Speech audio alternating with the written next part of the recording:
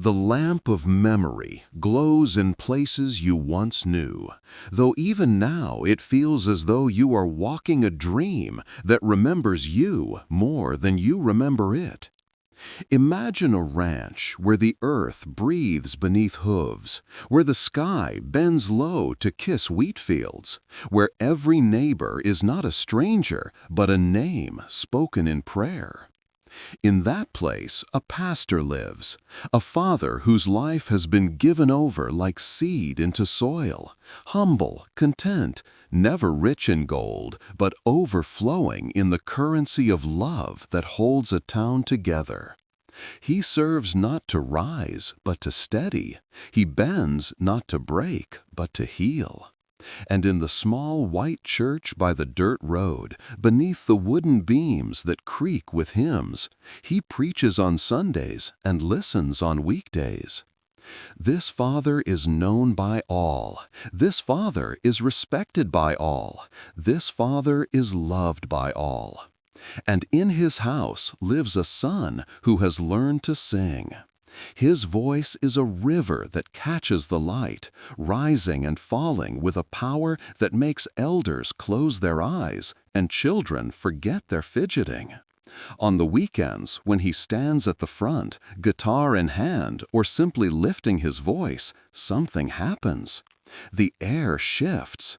It is not just talent. It is an anointing. Yet, even oil, poured on the right head, can feel heavy if the heart has wandered elsewhere. You feel that wandering in him now. For though his voice shakes the rafters, his eyes wander to horizons that the town cannot give him. He watches the city lights on television, hears the radio spin voices that sound less holy but more famous, sees faces adored by millions, and something inside aches to be seen, to be known, to be lifted high. The ranch is wide, but to him it feels narrow. The town is warm, but to him it feels small. And the Father he has been given, who never sells grain for profit, but rather offers it at a price the poor can pay, who sings no louder than his heart requires, who bows in humility instead of standing tall with pride. This Father begins to look to him like a man of small mind, a man unwilling to step into what could be. He whispers inside himself, "Why settle when you can soar? Why give when you could gain? Why remain when you could run?" These whispers become arguments, and arguments become desires, and desires become decisions. And so the son, bold and trembling, approaches his father not in anger, but with a hunger that cannot be hidden. He says, "Father, give me what will one day be mine. Give me my share of the inheritance, now, before the soil takes you and before time demands it." He cannot hide the longing. He cannot hide the restlessness. And though the words sting, the Father, oh, the Father who loves more than land and more than gold, does not withhold. With eyes that have seen many sons of many men come and go, with a heart that knows love cannot chain, but only release, he gives the son what he asks for. And so the son leaves. The ranch shrinks behind him. The dirt road unwinds. The church bells grow faint. The voices of neighbors blur into silence. And the city rises ahead like a vision that blinds him to all else. He arrives not as a stranger, but as one destined to be known.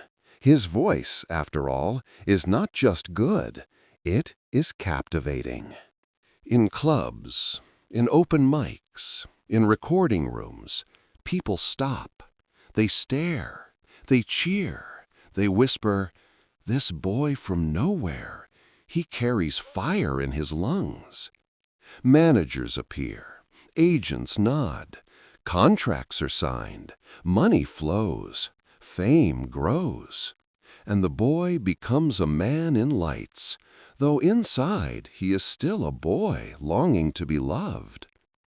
Yet fame brings with it the shadows that cling.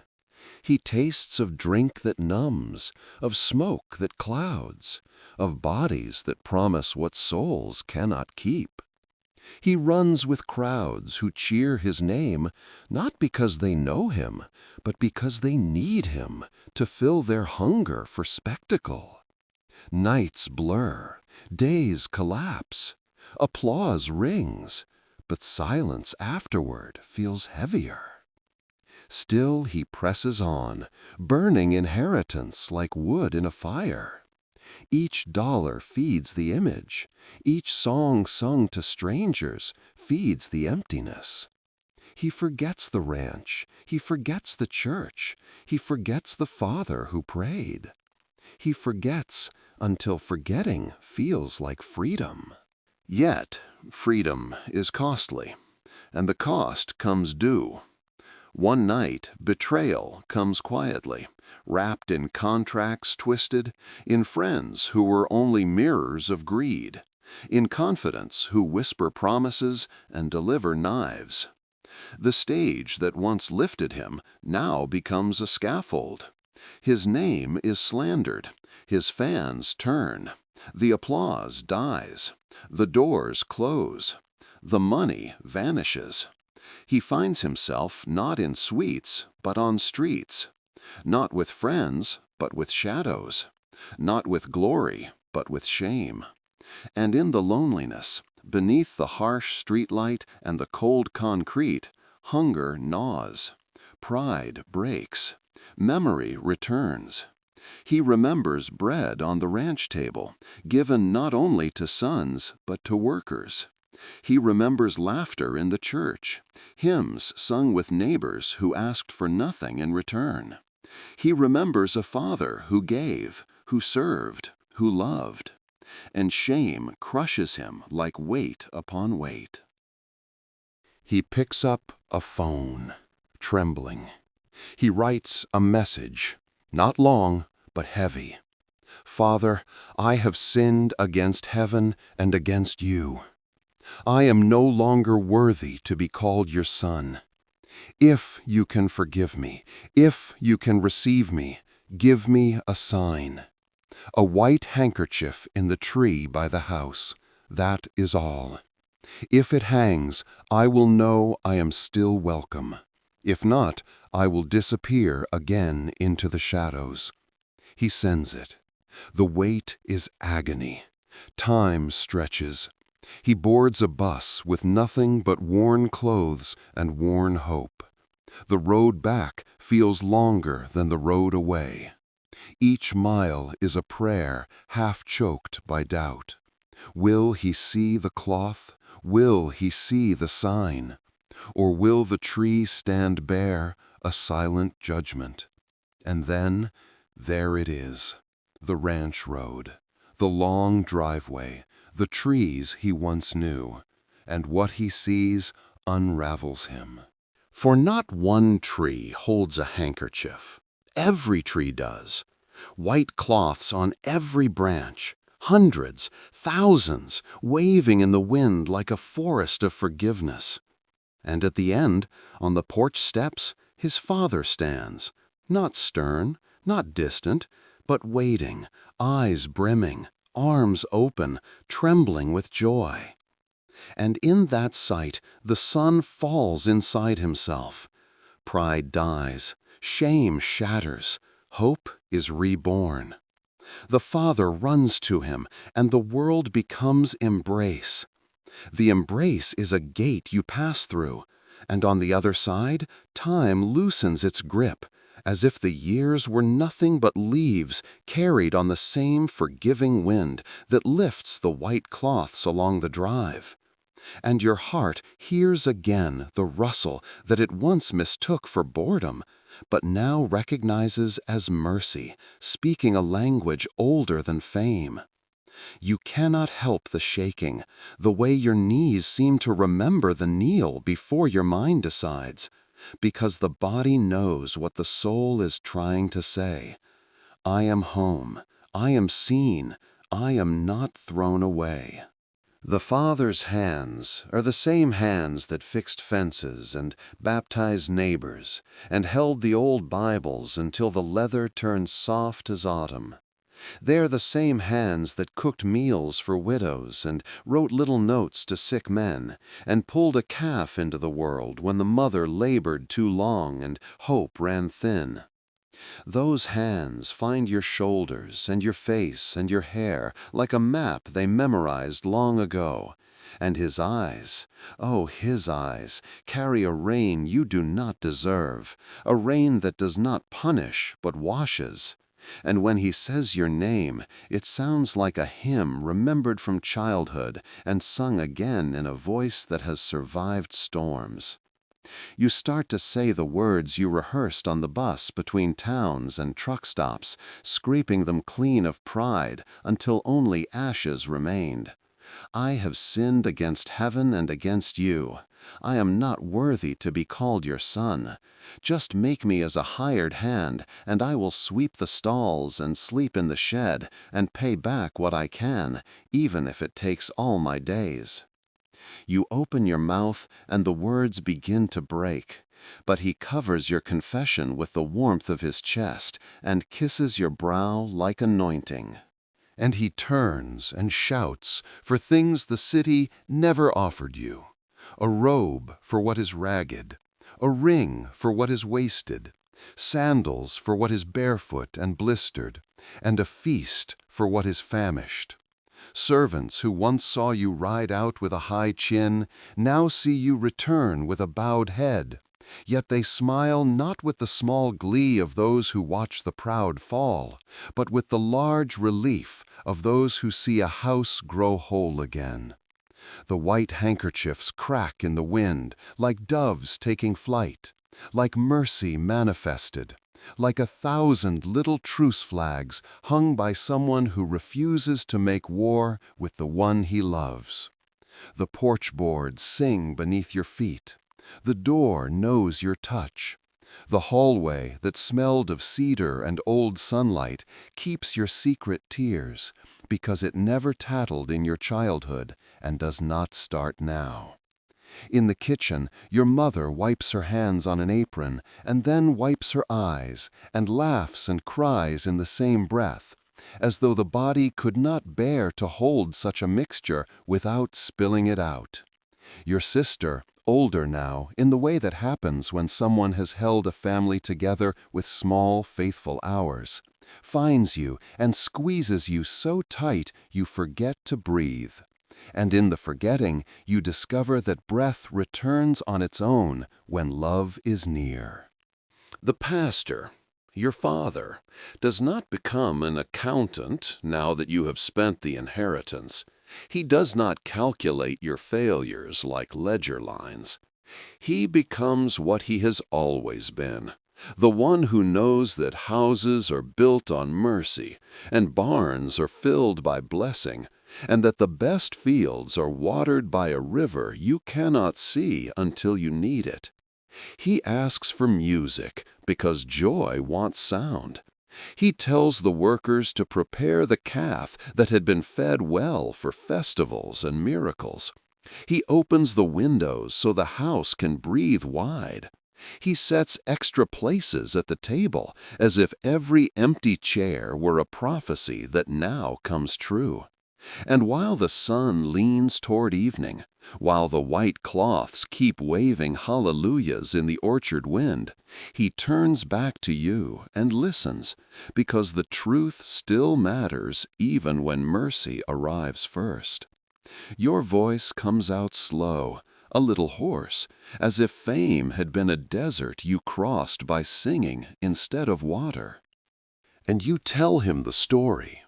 Not to make him pity you and not to make an excuse, but because confession is the key that turns in the lock of your own chest and opens the room where joy was waiting.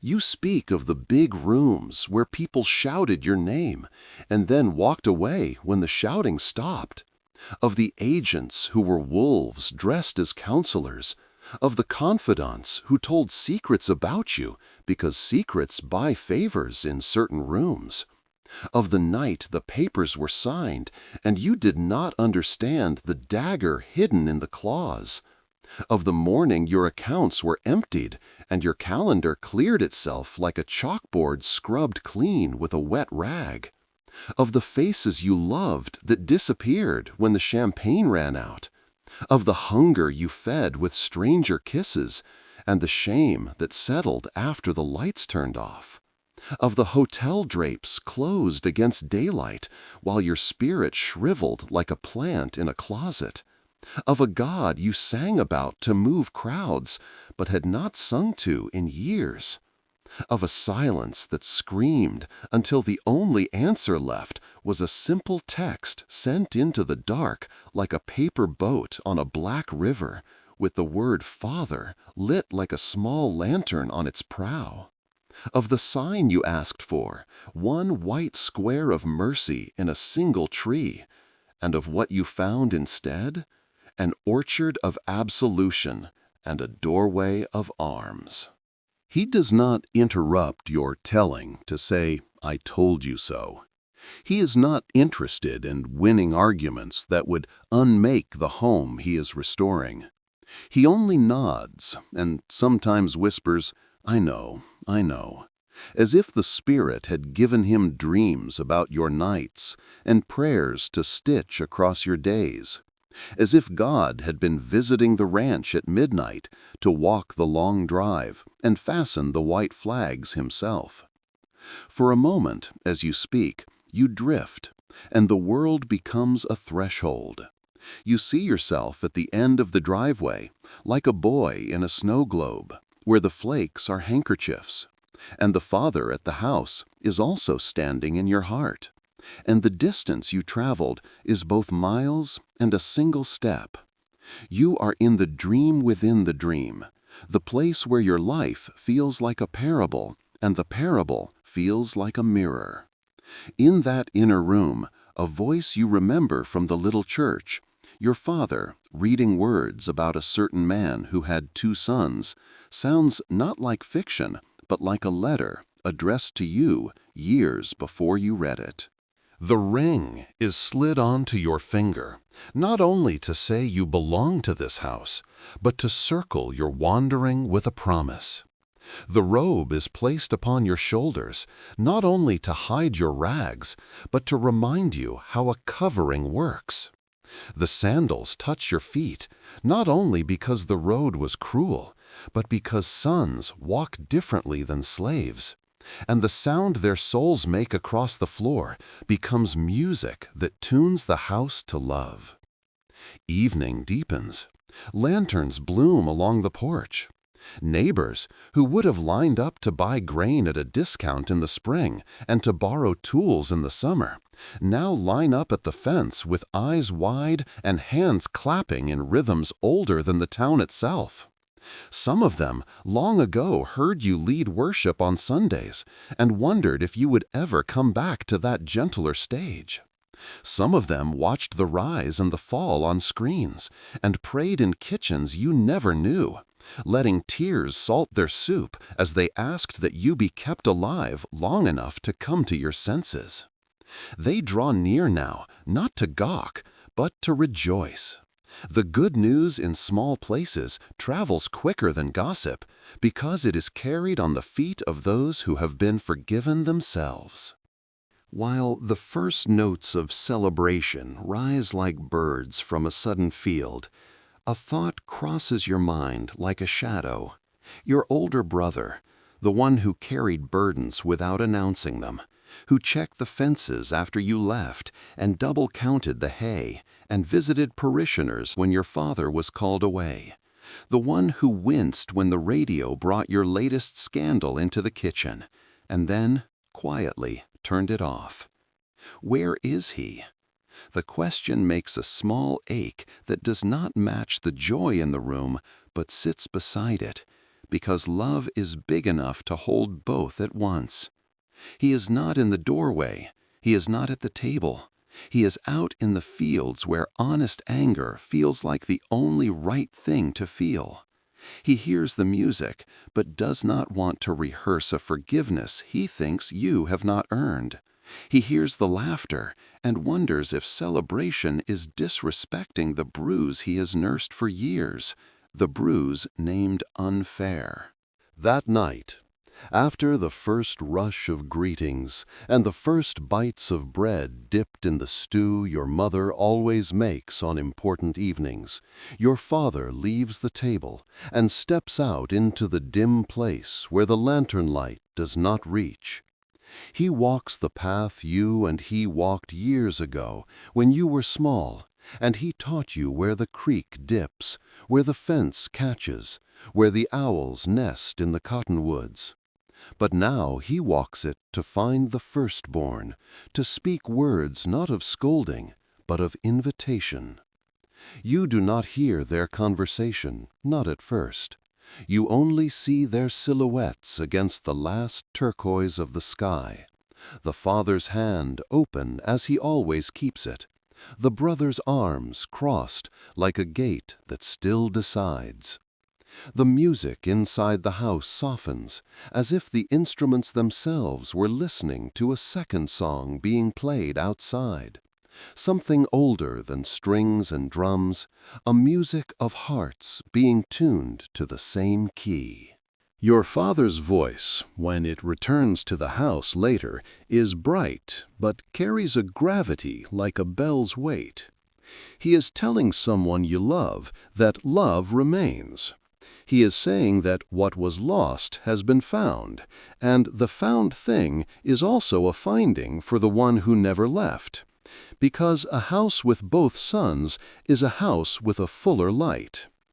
Until he returns, you sit with your mother in the kitchen while she slices fruit and wipes away tears with a corner of her sleeve. She asks for your story again, but this time she wants not the headlines, but the little human pieces. The old man downtown who shared a sandwich with you when you slept near the bridge. The nurse you met outside the emergency room who said she had heard you sing on the radio once and prayed right there beside the ambulance bay that God would not let your voice be stolen by despair. The alley cat you named Lazarus because it kept coming back when you thought it had finally wandered off for good. You tell her you have learned to see faces again, not like crowds to conquer, but like souls to hold gently, and that the city gave you this one gift even as it took so much. It broke your heart open wide enough to need mercy more than applause. She nods and hums, a little melody that slides between memory and prayer. And, for a flicker of a moment, the whole kitchen is the church you once led at dawn rehearsals. The cupboards become pews. The steam from the pot becomes incense. The clink of dishes becomes a liturgy of homecoming. Into that holy ordinary your father returns, and with him, slower but steady, your brother, who pauses on the threshold like a man at a river he has hesitated to cross. His eyes find yours, and something in them shifts. Not like a sudden lightning thawing the world in a flash, but like frost surrendering under a sure sun. He does not rush you. You do not rush him. You stand up anyway. The air between you holds all the years, all the chores he did alone, all the songs you sang elsewhere while he dug post holes and kept the books and watched mother worry. You open your mouth to apologize, and he opens his mouth to accuse, but both of you stop. Because sometimes a father's house teaches you to hear the Spirit before you speak. He takes one step, and you take one step. And then there is only the small sound the floor makes when brothers finally hold each other without keeping accounts. The relief is not dramatic, it is steady. It feels like water finding the dry bed that was always meant for it. It feels like the slow unwinding of tightly braided rope. It feels like that white orchard outside, soft flags moving in a wind neither of you can summon on your own. The feast proceeds, and the night ripens like fruit that does not rot in your hand. A neighbor brings out a guitar that has waited years for your fingers, and you hesitate, because the last time you slung a strap over your shoulder, it was to conjure applause from strangers. Your father simply smiles and says, "The church has been missing a song that sounds like gratitude, and if you have even a small one, bring it." You close your eyes, and the chords you know by heart climb like prayer up a stairway that has always stood inside you.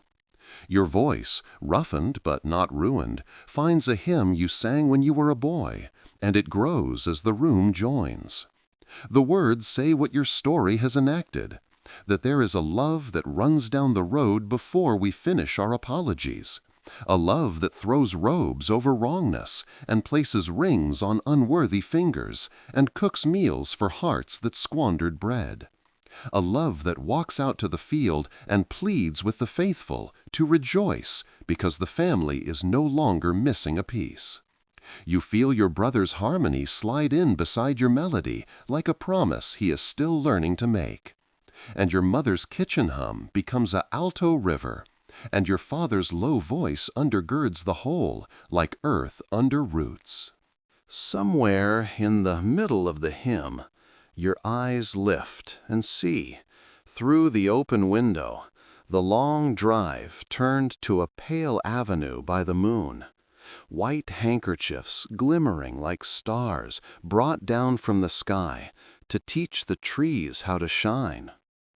You will learn, in the weeks to come, that the Father did not tie those flags alone, that the townspeople, after hearing your text through the grapevine of prayer, gathered at dawn and noon and dusk to knot those squares of mercy onto every branch they could reach, that children on shoulders reached higher spots and giggled when the cloths tickled their cheeks, that widows whose cupboards are rarely full found old linens and cut them, and did not weep for the loss, because they said a son is returning, and this is a better use.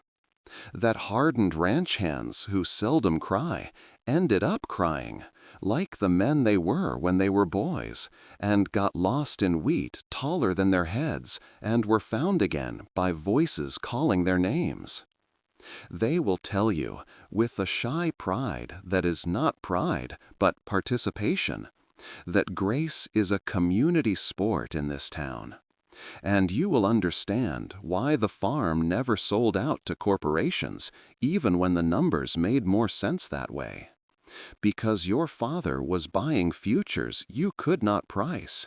Futures like this night, where a lost son is welcomed into a house built on generosity, like a barn built on stone. After the hymn, you step out onto the porch with your father, and the quiet between you feels like a prayer answered too deep for new words. He has done what fathers do when they remember their own returnings. He has spilled the kind of mercy he received in years you were too young to notice. And you realize that humility was not smallness, but a largeness you were not yet able to see.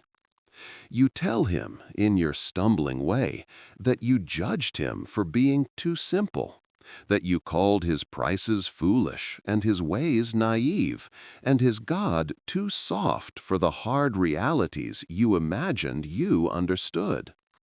And he laughs, but it is not a mocking sound. It is the warm release people make when a knot that has been pulling a long time finally loosens. He tells you that roofs last longer when nails are tapped in with patience, and that herds stay healthier when stress is kept low, and that people, unlike cattle, need different kinds of care than profit can provide. He says he would rather stand before God empty of coins and full of names than the other way around. You see in him now not a small mind, but an unhurried heart, and you want that heart more than you want stages. He puts an arm around your shoulders and points with the other toward the long drive, and the cloths flutter as if answering a question you have not asked. It occurs to you that you asked for one sign, and God answered with 1,000. Perhaps because he loves to multiply when we finally come to ourselves in far countries.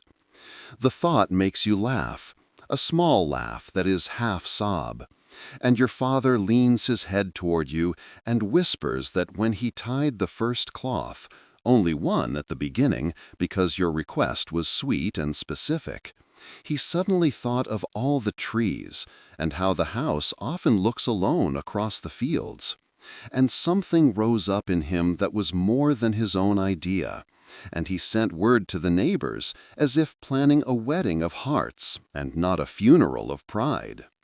And so here they are, little flags that do not surrender to your failure, but celebrate your being found. In that moment, a breeze moves through the orchard, and you remember the city winds that rattled billboards and carried the smell of last night's streets. And you bless the country wind that carries prayers and stew and the faint sweetness of sleeping horses. But you bless most the spirit wind that moves from stories you were told as a child to stories you are now living. Wind that whispers, "This is not the end. This is the middle where love is working." You are tired in the right way. The way that comes after a long illness finally breaks and the fever goes down. Your bones feel light as if someone took the stones out of your pockets. Your father squeezes your shoulder and says, "Tomorrow we will go to the church, and you will sit in the front pew, not to perform, but to be. You will listen to the choir you used to lead, and you will find that your voice has changed from wanting to be heard to wanting to be healed. And later, if you wish, you can stand and sing one song, not for the crowd, but for the one who ran down the road faster than I did." The thought both warms and humbles you, and you find yourself nodding like a boy asked if he wants a second helping. The night leans further on, and the stars, which refused to make a scandal of you when you were sprawled on concrete, now refuse to make a spectacle of you when you are raised. They just keep shining their ancient chorus. Inside the house, your mother hums again as she washes dishes, and your brother stacks chairs, not because he is cleaning up after you, but because he has always been faithful with chairs. He pauses, catches your eye through the window, and lifts his chin just enough to say, "We are beginning again." You feel the doxology forming low in your chest, not the polished song for midnight radio, but the rough gratitude of a man who was dead and lives, who was lost and is found, who asked for a single white square and found a forest of forgiveness, who is learning how small a man looks when he stands on a stage and how tall he becomes when he kneels on a porch. And you understand that this house does not fear confession, because it has been built to echo with hallelujahs even when the words are broken.